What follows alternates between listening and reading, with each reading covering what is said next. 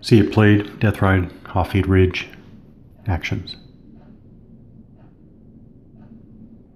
This is the British Army turn, command and control phase.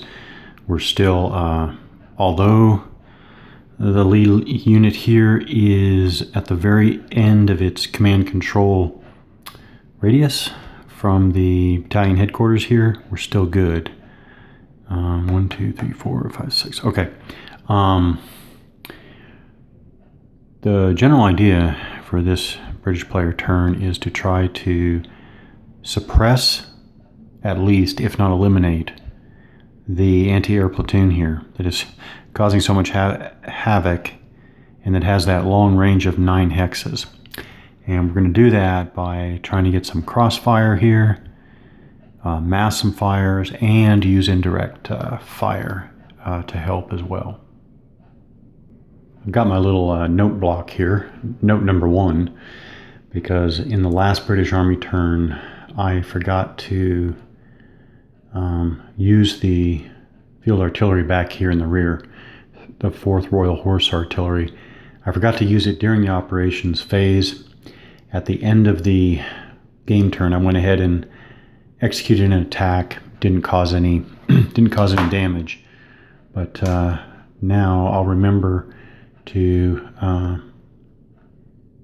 put this fire in with my main attack against the German anti-air platoon, which is the centerpiece of the German defensive position.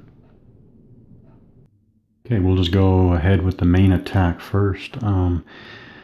All of these British tank platoons have a long range of 5 hexes. So this one is going to fire 1, 2, 3, 4, 5 at the German anti-air platoon there. This one is 1 hex too far away. 1, 2, 3, 4, 5. This one is just in range. 1, 2, 3, 4, 5. So it's going to fire at 2, and then this one 1, 2, 3, 4, 5. Yep. There. And then add the Royal Horse Artillery in support as well.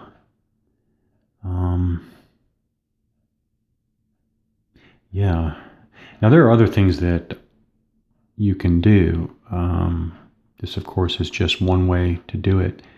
There are so many different combinations, actually. I won't even take the time now to even suggest what those are, but there are many different combinations. I'm going to try firing straight off and at least suppress the anti-air platoon so that those German anti-air troopers will not be able to use opportunity fire against the moving British tanks here. So I'm going to execute this attack. It's going to take a bit to go through and figure well, actually, they're all the same type platoon, firing primary weapons at long range, actually. But anyways, I'll come back with the results of this whole attack. So 3 platoons firing through, by the way, 2 different hex faces, uphill or up elevation. The big thing, and the reason why I'm massing my fire, and the reason why this is still difficult, is because the German anti-air platoon is in a fortification. But then we're also going to add the Royal Horse Artillery. So I'll come back with the results of this attack. Somehow this game manages just to deliver some of the most exciting moments. I don't know, or maybe I'm easily entertained. First of all, these British tanks have a really weak, which I'm sure is historically correct, but just to note, these British tanks have only a primary attack factor of 2, but we have 3 platoons, so 6. The Royal Horse Artillery is doubled against a soft target, which is good. So I think the British massed 18 against the German defense of 6 for 3. So luckily we were on the 3 column. However, the crossfire with the crossfire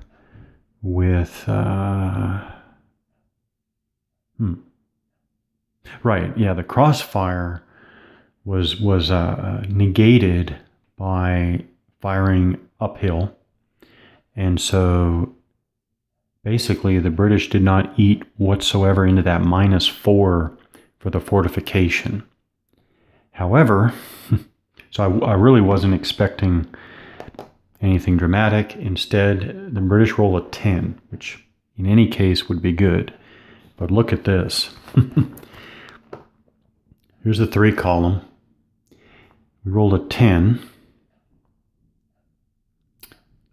A flat 10 would have been an S3. Not bad, right? But we subtracted 4 for the Germans being in the fortification. So we went from 10, 97, 6. And resulted in that, I don't know, oddly placed X. So we actually got actually, if you look at it this way, in the 1 to 10 results rows, we got the only X after die roll modifier. Wow. That, whatever the chances are of that, we just had probably one of the turning points of the battle here, I imagine. So the British took out the anti-air platoon with a lot of luck. So with the center of the German defense taken out, essentially the British are going to try to push harder around the German eastern flank there. Of note, though, this platoon suppressed to level 3 and this platoon suppressed to level 2. They are already within 5 hexes of an enemy, so they cannot move any closer as much as I want to actually push them forward. But I can't. So they will stay put, but otherwise the rest of these platoons are going to try to push around, although they will be within with that anti-air platoon taken out, really only this platoon is going to be able to use opportunity fire against the British tank platoons as they come around the eastern flank here. So the situation turns out to be even a little. I started moving the next British tank platoon here to 4. They just barely come into long range from the German. Can't get my nationalities right today. The German panzers there. But this is going to be easier than I thought, because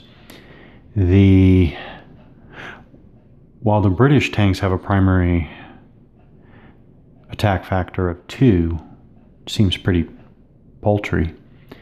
The Germans only have 4, which isn't that much. Well, actually, it is. Relatively speaking, it's better, quite a bit better.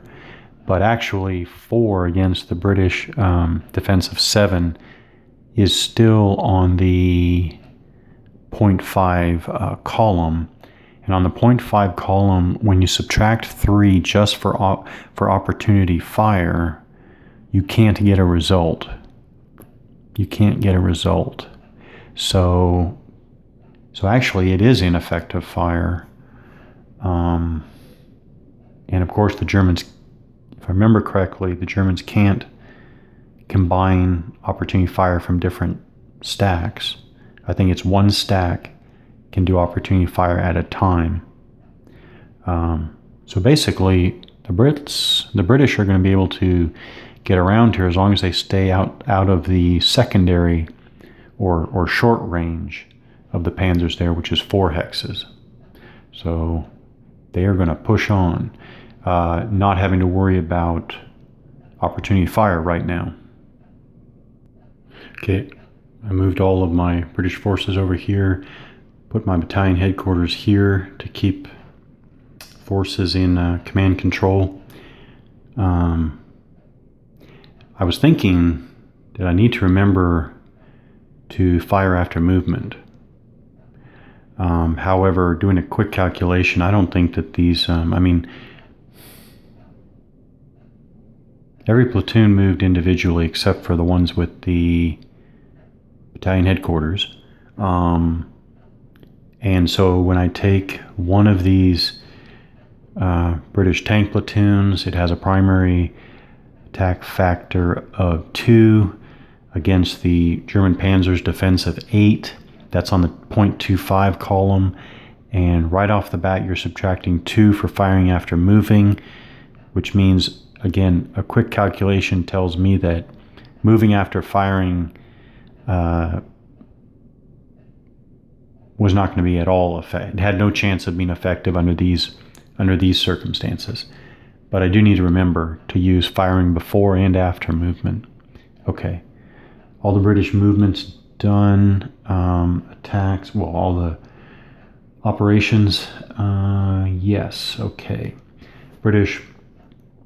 No British close assaults. Unit suppression. So now phasing player reduces. So is how we do it. The British suppression level 2 here comes off. It recovers 2 suppression levels because it's not adjacent to the enemy.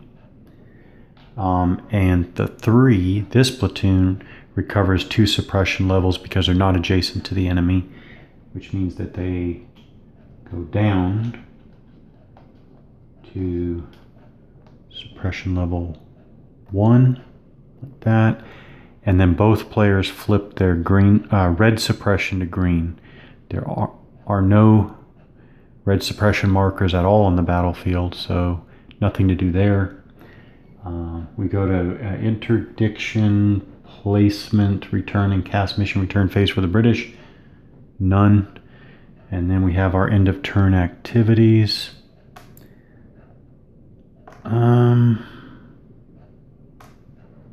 Strange to me. Oh, there's another suppression. By the way, I had this platoon here suppressed to level 2. I had it move back here out of the range of German fire, even though they're suppressed, which I like. So their movement allowance goes from 22 down to 17 when they're suppressed to level 2. Strangely enjoyable game system.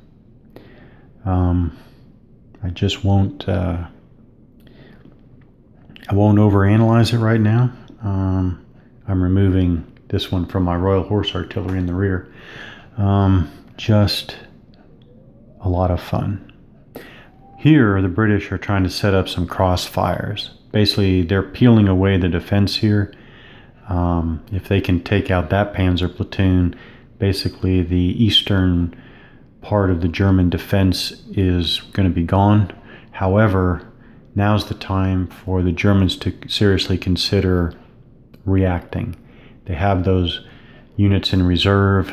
To be most effective in reserve, of course, they should respond to close assaults, but maybe one of the reserve units or stacks, or is it units? I think it's units. Maybe one of them redeploys east, but we'll see when we look from the German perspective again.